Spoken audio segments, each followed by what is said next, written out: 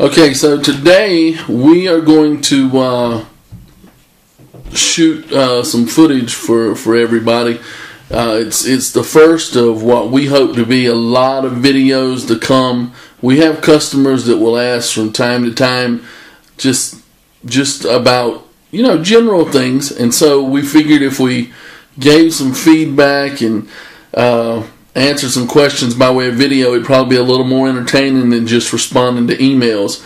So I'm here with Isaac, and we're looking at some of the stuff that he's working on here. And there's two things on the table that we wanted to chat about, and if we can, we'll actually come back in the next day or so and maybe look at some of the updates on it. But first, there's a bracelet that he's working on here.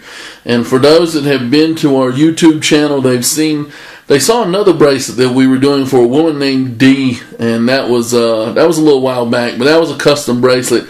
This one's a custom bracelet, and I wanted Isaac just to kind of talk about it a little bit, go over maybe the gauge of silver that's used, the design that's on it, and just kind of how it will clasp and whatnot. So, Isaac, tell us a little bit about it. Okay, this is a sterling silver bracelet. The gauge is 14 gauge, 2 layers. If you'll notice the floral pattern on the top is called an overlay. And how that's done is I use a scribe and I draw my patterns on silver. After the pattern is drawn out, I use my saw, jeweler saw, to go in and cut out each portion of the design. After that's finished, it's soldered on and then it's shaped like so. This was flat at one point, and I used my bracelet mandrel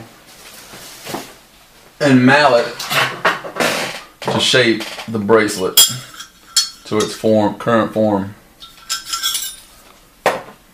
The clasp that I'm going to be using is actually a really old technique. It's basically a shackle. It was used back in prison times, I guess you would say, but it's a really cool design. And at this point, I just have to solder things together and make sure it measures out right and closes well.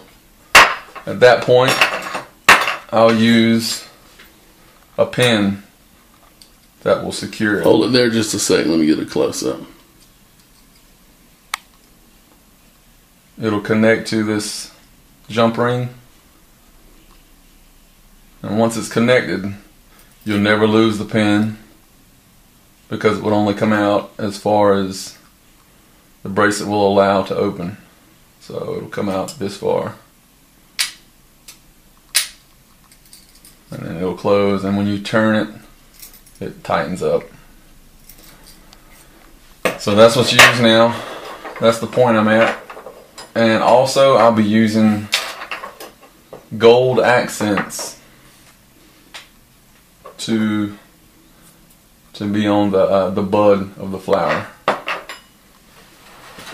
The other piece that I'm working on is a cab for a ring.